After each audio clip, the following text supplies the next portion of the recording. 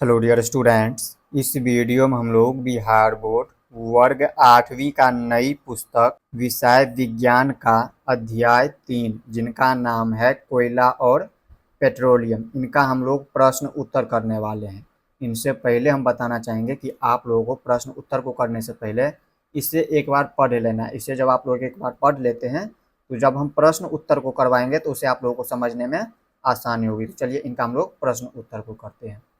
तो यहाँ पर देखिए अध्याय 3 का अभ्यास के प्रश्न 1 में कह रहा है सीएनजी और एलपीजी का ईंधन के रूप में उपयोग करने के क्या लाभ है। प्रश्नों को समझिए। प्रश्न 1 में कह रहा है सीएनजी और एलपीजी ये दोनों क्या है, गैस है। तो इनका ईंधन के रूप में उपयोग करने के क्या लाभ है, यानी क्या फायदे हैं, वो आप लोग को बताना है। तो चलिए इनका लाभ आप लोग को हम अपने बुक में दिखाते हैं। तो यहाँ पर समझिए सीएनजी और एलपीजी गैस के बारे में। देखिए सीएनजी और एलपीजी गैस जो है हमारा प्राकृतिक गैस होती है। कौन सी गैस होती है? प्राकृतिक गैस। तो आप लोगों को क्या करना है, प्राकृतिक गैस के बारे में इस तरह से एक बार पढ़ लेना है। तो देखिए सीएनजी का पूरा नाम क्या होता है? देखिए सीएनजी का पूरा नाम होता है संपीड़ित प्राकृतिक गैस। इसी तरह से देखिए तो एलपीजी का पूरा नाम क्या होता है? तो देखिए एलपीजी का पूरा नाम होता है द्रवित पेट्रोलियम गैस। अब देखिए सीएनजी का उपयोग कहाँ पे होता है? देखिए सीएनजी का उपयोग, इसका उपयोग परिवहन वाहनों में ईंधन के रूप में किया जा रहा है, क्योंकि यह कम प्रदूषणकारी है, यह एक स्वच्छ ईंधन भी है। इसे आप लोग को याद रखना है। तो ये इसका उपयोग हो गया।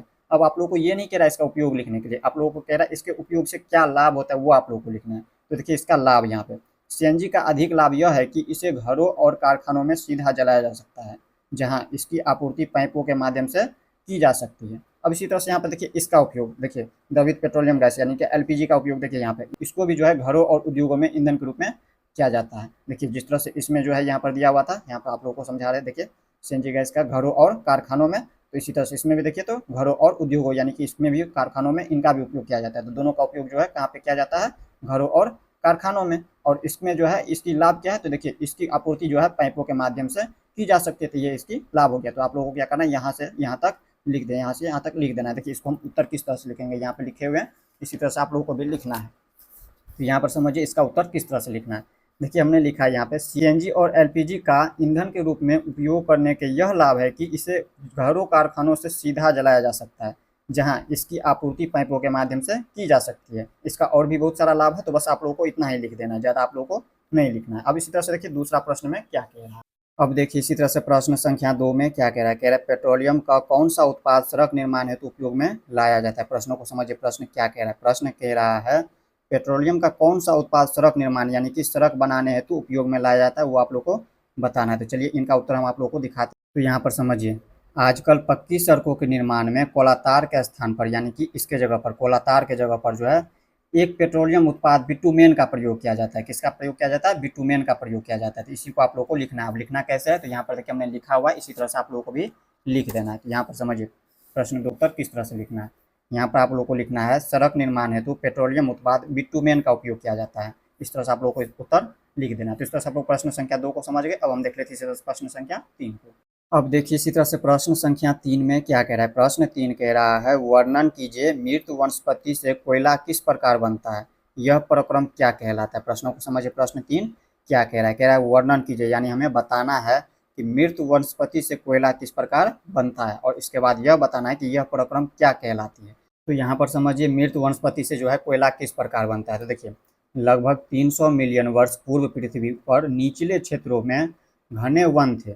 बाढ़ जैसे प्राकृतिक प्रक्रमों के कारण ये वन मृदा के नीचे दब गए। उनके ऊपर अधिक मृदा जम जाने के कारण वे संपीड़ित हो गए। जैसे जैसे वे गहरे होते गए उनका ताप भी बढ़ता गया।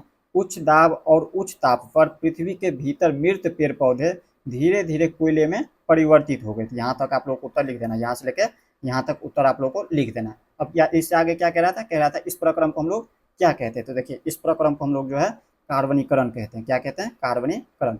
अब देखिए इतना अगर आप लोगों को नहीं लिखना है तो इसको हम शॉर्टकट में कैसे लिखेंगे। देखिए यहाँ पर आप लोगों को इतना पढ़ने के बाद समझ करके कैसे लिखना है। तो देखिए प्रश्न संख्या 3 को हम कैसे लिखेंगे।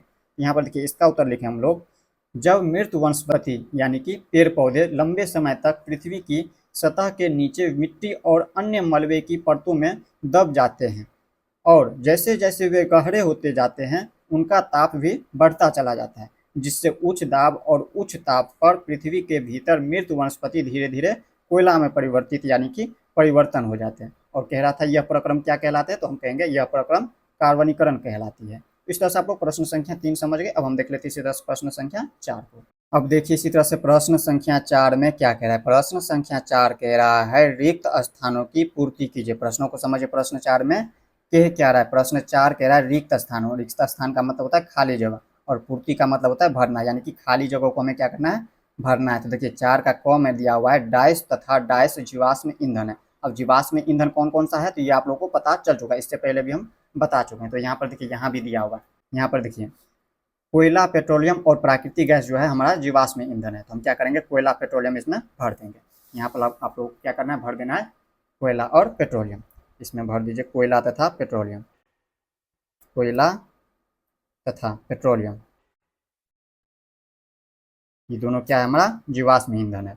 अब इसी तरह से देखिए ख में क्या कह रहा है, कह रहा है पेट्रोलियम के विभिन्न संगठनों को पृथक करने का प्रक्रम डाइस कहलाता है। देखिए पेट्रोलियम के विभिन्न संगठनों को पृथक करने के प्रक्रम को हम लोग परिष्करण कहते हैं। इसे क्या कहते हैं, परिष्करण लिखेंगे, परिष्करण। इसे आप लोगों को हम समझा भी दे रहे हैं, यहाँ पर आप लोगों को दिखाते हैं। आप लोगों को पहले इसे लिख दीजिए इस तरह से। चलिए अब इसको हम दिखाते हैं आप लोगों को। तो यहाँ पर समझिए प्रश्न आप लोगों को क्या कह रहा था पेट्रोलियम के विभिन्न संगठनों को पृथक करने के प्रक्रम को डाइस कहते हैं, यानी कि डाइस कहलाता है। तो वो हमारा जो है परिष्करण कहलाता है। तो यहाँ पर समझिए पेट्रोलियम के विभिन्न संगठनों या फिर कह सकते हैं प्रभाजों, इससे आगे यहाँ पे दिया हुआ को पृथक करने के प्रक्रम को हम क्या कहते हैं, परिष्करण कहते हैं, यानी कि परिष्करण कहलाता है। तो आप लोगों को हम दिखा दिए प्रश्न संख्या 4 का ख नंबर को। अब हम देख लेते हैं प्रश्न संख्या 4 का ग नंबर। अब देखिए इसी तरह से ग नंबर में क्या कह रहा है, कह रहा है वाहनों के लिए सबसे कम प्रदूषण ईंधन डैश है। देखिए वाहनों के लिए सबसे कम प्रदूषण ईंधन जो है हमारा सीएनजी है। कौन सा है, सीएनजी, सीएनजी। इसका पूरा नाम क्या होता है, संपीड़ित प्राकृतिक गैस। इसे आप लोगों को या तो इस तरह से लिख देना सीएनजी या फिर संपीड़ित प्राकृतिक गैस। चलिए इसको भी आप लोग हम दिखा देते हैं। यहाँ पर देखिए सीएनजी गैस, देखिए सीएनजी गैस, इसका उपयोग हम लोग कहाँ पे करते हैं, तो परिवहन वाहनों में ईंधन के रूप में करते हैं। और ये हमारा देखिए कम प्रदूषणकारी होते हैं। क्या होते हैं, कम प्रदूषणकारी। तो ये हमारा कौन सा गैस होता है, सीएनजी गैस। तो इससे आप लोग समझ गए प्रश्न संख्या 4 का ग नंबर। अब हम देख लेते हैं इनसे अगले प्रश्न को। अब देखिए इसी तरह से प्रश्न संख्या 5 में क्या कह रहा है, कह रहा है निम्नलिखित कथनों के सामने सत्य असत्य लिखिए। प्रश्नों को समझिए। प्रश्न 5 में कह क्या रहा है, कह रहा है निम्नलिखित कथनों के, यानी कि नीचे जो ये हमारा कथन है क से लेकर र तक, इस कथन के सामने सत्य असत्य लिखना है। इस कथन के सामने हमें क्या करना है, सत्य असत्य लिखना है। तो देखिए सबसे पहले हमें कथन को समझना है। देखिए कथन क्या कह रहा है, क नंबर में कह रहा है जीवाश्म ईंधन प्रयोगशाला में बनाए जा सकते हैं। देखिए जीवाश्म ईंधन होता क्या है, सबसे पहले तो हमें ये समझना है। तो देखिए जीवाश्म ईंधन के बारे में आप लोगों को हम बता चुके हैं, कोयला हो गया, पेट्रोलियम हो गया, प्राकृतिक गैस हो गया, ये सभी हमारा क्या है, जीवाश्म ईंधन है। और ये हम जो है प्रयोगशाला में नहीं बना सकते हैं, लेकिन इसमें क्या कह रहा है, प्रयोगशाला में बनाए जा सकते हैं। तो ये जो कथन है ये हमारा क्या है, असत्य है। ये कथन हमारा असत्य हो जाए। इसे आप लोग लिखना चाहे तो इस तरह से लिख सकते हैं, या फिर उसमें टिक लगा दीजिए, इसमें लिख देना है असत्य। अब इसी तरह से देखिए ख में कह रहा है पेट्रोल की अपेक्षा सीएनजी अधिक प्रदूषण ईंधन है। अब देखिए ये भी जो कथन है ये हमारा असत्य है। इसे भी आप लोग को हम समझा रहे हैं, पहले लिख दीजिए, इस तरह से लिख देना है असत्य। अब देखिए यहाँ पर क्या कह रहा था, पेट्रोल की अपेक्षा जो है सीएनजी अधिक प्रदूषण है। तो ये हमारा गलत है, इसमें उल्टा कह रहा है। देखिए सीएनजी की अपेक्षा जो है पेट्रोल अधिक प्रदूषण है, लेकिन इसमें क्या कह रहा है, सीएनजी जो है पेट्रोल की अपेक्षा अधिक प्रदूषण है। तो ये हमारा कथन क्या हो जाएंगे, असत्य हो जाएंगे। अब इसी तरह से देखिए गौ में कह रहा है कोक कार्बन का लगभग शुद्ध रूप है। तो ये हमारा कथन जो है सत्य है। यहाँ पर हम लिख देंगे सत्य। अब हम देख लेते हैं इनसे अगले कथन को। देखिए घ में कह रहा है कोलातार विभिन्न पदार्थों का मिश्रण है। देखिए बिल्कुल ये सत्य है। ये जो कथन है ये हमारा सत्य है। इसे आप लोग समझना चाहे तो यहाँ पर आप लोगों को हम समझा भी देते हैं। तो यहाँ पर देखिए कोलातार के बारे में कह रहा था, कोलातार जो है यह पदार्थों का मिश्रण होता है। तो बिल्कुल सही है। देखिए यहाँ पे यह लगभग 200 पदार्थों का मिश्रण होता है, आगे दिया हुआ यहाँ पे होता है। इस तरह से आप लोग समझ गए कोलातार के बारे में। चलिए अब हम देख लेते हैं इनसे अगले प्रश्न को। अब देखिए इसी तरह से र नंबर में क्या कह रहा है, कह रहा है मिट्टी का तेल एक जीवाश्म ईंधन नहीं है। देखिए मिट्टी का तेल जो है एक जीवाश्म ईंधन है, बट इसमें क्या कह रहा है, नहीं है। तो हमारा ये कथन क्या हो जाएंगे, असत्य हो जाएंगे। ये कथन क्या हो जाएंगे, असत्य। तो इस तरह से आप लोग र नंबर देख ले। अब देखिए इसी तरह से प्रश्न संख्या 6 में क्या कह रहा है, कह रहा है समझाइए जीवाश्म ईंधन समाप्त होने वाले प्राकृतिक संसाधन क्यों है। हमें समझाना है कि जीवाश्म ईंधन जो है समाप्त होने वाले प्राकृतिक संसाधन क्यों है। तो चलिए इसको हम आगे आप लोगों को दिखाते हैं। तो यहाँ पर समझिए प्रश्न 6 आप लोगों को क्या कह रहा था, समझाइए जीवाश्म ईंधन समाप्त होने वाले प्राकृतिक संसाधन क्यों है। तो देखिए जीवाश्म ईंधन है कौन सा, यहाँ पर देखिए जीवाश्म ईंधन जो हमारा कोयला और पेट्रोलियम है, ये हम लोग जानते हैं। तो यहाँ पर देखिए वही लिखा हुआ है। आप जानते हैं कि कोयला और पेट्रोलियम जीवाश्म ईंधन है। मृत जीवों के ईंधन के परिवर्तन के लिए लाखों वर्ष का समय लग जाता है। दूसरी ओर इनके ज्ञात भंडार कुछ 100 वर्ष और चलने वाले हैं। इसके अतिरिक्त इन ईंधनों का जलना वायु प्रदूषण का एक प्रमुख कारण है। देखिए इनका संबंध विश्व उष्णकरण से भी है। इसमें आप लोगों को यहाँ से यहाँ तक उत्तर लिख देना है, यहाँ से लेकर यहाँ तक उत्तर लिख देना है। तो देखिए इसको हम उत्तर में कैसे लिखेंगे, यहाँ पर हमने लिखा हुआ है, यहाँ पर देखिए प्रश्न 6 का उत्तर आप लोगों को इस तरह से लिखना है। यहाँ पर हमने लिखा है कोयला और पेट्रोलियम जीवाश्म ईंधन है, मृत जीवों के ईंधन में परिवर्तन के लिए लाखों वर्ष का समय लग जाता है। दूसरी ओर इनके ज्ञात भंडार कुछ सौ वर्ष और चलने वाले हैं। इसके अतिरिक्त इन ईंधनों का जलना वायु प्रदूषण का प्रमुख कारण है। इनका संबंध जो है विश्व उष्णकरण से भी है। तो इस तरह से आप लोगों को प्रश्न संख्या 6 का उत्तर लिख देना है। अब हम देख लेते हैं इसी तरह से प्रश्न संख्या 7 को। अब देखिए इसी तरह से प्रश्न संख्या 7 में क्या कह रहा है कोक के अभिलक्षणों और उपयोगों का वर्णन कीजिए। हमें देखिए कोक का अभिलक्षण और उपयोग दोनों का हमें वर्णन करना है, यानी कि उनके बारे में हमें बताना है। तो देखिए इसका उत्तर हमें कैसे लिखना है। तो यहाँ पर देखिए कोक के बारे में समझिए। यहाँ पे कोक में क्या कह रहा था, अभिलक्षण और उपयोग लिखने के लिए। तो यहाँ पर देखिए यहाँ से लेके यहाँ तक इनका ये अभिलक्षण हो गया और यहाँ से लेके यहाँ तक इनका उपयोग हो गया यहाँ तक। तो यहाँ पर आप लोगों को करना पूरा यहाँ से लेके यहाँ तक लिख देना। अब लिखना कैसे है, यहाँ पर देखिए हमने इनका उत्तर लिखा हुआ है, यहाँ पर आप लोगों को हम समझा रहे हैं। देखिए प्रश्न क्या कह रहा था कोक के अभिलक्षणों और उपयोगों का वर्णन कीजिए, यानी कि इनके बारे में बताइए। तो देखिए अभिलक्षण, देखिए कोक का अभिलक्षण हमने यहाँ पे लिखा हुआ है, यह एक कठोर सरंध्र और काला पदार्थ है। यह कार्बन का लगभग शुद्ध रूप है। ये इसका अभिलक्षण हो गया। अब इसका उपयोग का वर्णन करना है। तो देखिए इसका उपयोग, कोक का उपयोग इस्पात के औद्योगिक के निर्माण और बहुत से धातुओं के निष्कर्षण में किया जाता है। तो इस तरह से इसका उत्तर लिख देना है। तो इस तरह से आप लोग प्रश्न संख्या 7 को समझ गए। अब हम देख लेते हैं इसी तरह से प्रश्न संख्या 8 को। अब देखिए इसी तरह से प्रश्न संख्या 8 में क्या कह रहा है। प्रश्न संख्या 8 कह रहा है पेट्रोलियम निर्माण के प्रक्रम को समझाइए। देखिए पेट्रोलियम निर्माण के प्रक्रम को हमें समझाना है। तो देखिए इसका भी उत्तर आपके बुक में दिया हुआ है। हम क्या करते हैं डायरेक्ट आप लोगों को यहाँ से आप लोगों को समझा दे रहे हैं, बाकी आप लोगों को क्या करना है, आपको बुक से ढूंढ लेना, मिला लेना आप लोगों को। ये जो उत्तर लिख रहे हैं ये आपके बुक में दिया हुआ है। देखिए इसका उत्तर आप लोगों को किस तरह से लिखना है। देखिए पेट्रोलियम निर्माण के प्रक्रम को समझाइए। तो देखिए लिखना है आप लोगों को, पेट्रोलियम का निर्माण समुद्र में रहने वाले जीवों से हुआ। जब ये जीव मृत हुए इनके शरीर समुद्र के पेंदों में जाकर जम गए और फिर रेत तथा मिट्टी की तहों द्वारा ढक गए। लाखों वर्षों में वायु की अनुपस्थिति उच्च ताप और उच्च दाब में मृत जीवों को पेट्रोलियम और प्राकृतिक गैस में परिवर्तित या फिर कह सकते हैं परिवर्तन कर दिया। इस तरह से आपको प्रश्न संख्या 8 का उत्तर देख लिया। अब हम देख लेते हैं इसी तरह से प्रश्न संख्या 9। अब देखिए इसी तरह से प्रश्न संख्या 9 में क्या कह रहा है, निम्नलिखित सारणी में, यानी कि इस सारणी में 1991 से 1997 तक भारत में विद्युत की कुल कमी को दिखाया गया। भारत में कुल विद्युत की कमी को दिखाया गया 1991 से 1997 तक। लेकिन इसमें देखें तो 2010 तक दिया है। तो इसमें क्या करेंगे, हम इसको काट देंगे। यहाँ पे ये जो दिया है ये गलत दिया है ईयर। यहाँ पे इसमें वर्ष में क्या लिखना है, 2004 से 2010 तक। 2004 से 2010 दिया है, लेकिन इसमें कह रहा है 1991 से 1997 ईस्वी। यहाँ पे हम क्या करेंगे, लिख देंगे 2004 से 2010 तक। 2010 तक भारत में विद्युत की कुल कमी को दिखाया गया इसमें। तो आगे कह रहा है इन आंकड़ों को ग्राफ द्वारा आलेखित करिए, यानी कि इस आंकड़ों को, ये जो आंकड़ा है, ये जो पूरा आंकड़ा है, इस आंकड़े को हमें क्या करना है, ग्राफ पेपर में, यानी कि ग्राफ में आलेखित करना है, यानी कि ग्राफ कॉपी में क्या करना है, इनको दिखाना है। तो आगे कह रहा है वर्ष में कमी प्रतिशत को y अक्ष पर तथा वर्ष को x अक्ष पर आलेखित कीजिए। समझिए प्रश्न क्या कह रहा है। प्रश्न कह रहा है, हम देखिए जब दंड बनाते हैं तो उसमें क्या करते हैं, दो रेखा लेते हैं इस तरह से।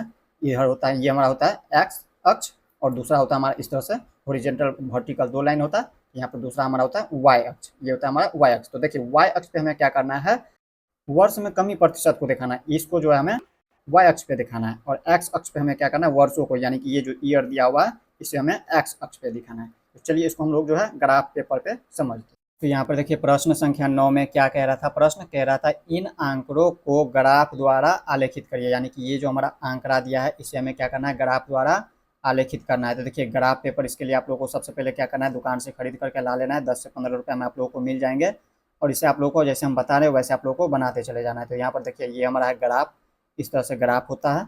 और इस ग्राफ में देखिए हमने पहले से ही बना लिया, इसे आप लोगों को हम समझा रहे हैं कैसे इसे आप लोगों को बनाना है। तो देखिए इसमें जैसे जैसे कह रहा है उसमें देखिए आप लोगों को पता है इसमें दो लाइन होता है, हॉरिजॉन्टल और दूसरा वर्टिकल। तो देखिए इसमें क्षैतिज और ऊर्ध्वाधर रेखा। तो देखिए पहला हमारा ये हमारा हो गया एक्स अक्ष, इसे हम कहते हैं एक्स अक्ष, और इसे हम मानते हैं हमेशा वाई अक्ष, ये हमारा हो गया वाई अक्ष। तो देखिए एक्स अक्ष पे हमें क्या कह रहा है, देखिए इसमें कह रहा है वर्ष को एक्स अक्ष पर जो है आलेखित करना है। एक्स को क्या करना है हमें, ये जो दिया हुआ है एक्स अक्ष, इस पे हमें वर्ष को आलेखित करना है। तो देखिए वर्ष को हमने इस पे लिखा हुआ है एक्स अक्ष पे। देखिए इनके बीच की दूरी हमेशा समान रखना है, एक इकाई लिया यहाँ से लेके यहाँ तक, इतना ही दूरी यहाँ से लेके यहाँ तक होना चाहिए। देखिए हमने वर्ष को लिखा है 2004, 2005, 2005 से फिर इसके बाद इनके बीच की दूरी हमेशा समान होनी चाहिए। फिर 2006, 2006 से फिर यहाँ से 2007, 2007 से 2008, 2008 से 2009, 2009 से 2010, 2010 तक दिया हुआ है इसमें। ये जो वर्ष में दिया है 2010 तक दिया है तो 2010 तक लिख दिया। और वाई में देखिए क्या कह रहा है, देखिए कह रहा है वर्ष में कमी प्रतिशतता को वाई अक्ष पर दिखाने के लिए कह रहा है, आलेखित करने के लिए। देखिए ये जो हमारा कमी प्रतिशतता है इसे हमें क्या करना है, वाई अक्ष पे दिखाना है। तो देखिए यहाँ पे इसमें वाई अक्ष पे, ये जो हमारा दिया है वाई अक्ष, इस पर मैंने कमी प्रतिशतता को लिखा है। यहाँ पे देखिए इसको हम कैसे लिखेंगे, देखिए यहाँ से लेके यहाँ तक 1 इकाई है, उतना ही दूरी यहाँ से लेके यहाँ तक होना चाहिए, उतना ही दूरी यहाँ से लेके यहाँ तक होना चाहिए। तो देखिए 1 इकाई बराबर हमने यहाँ पे 2% लिया, ये हमारा संख्या में दिया 2।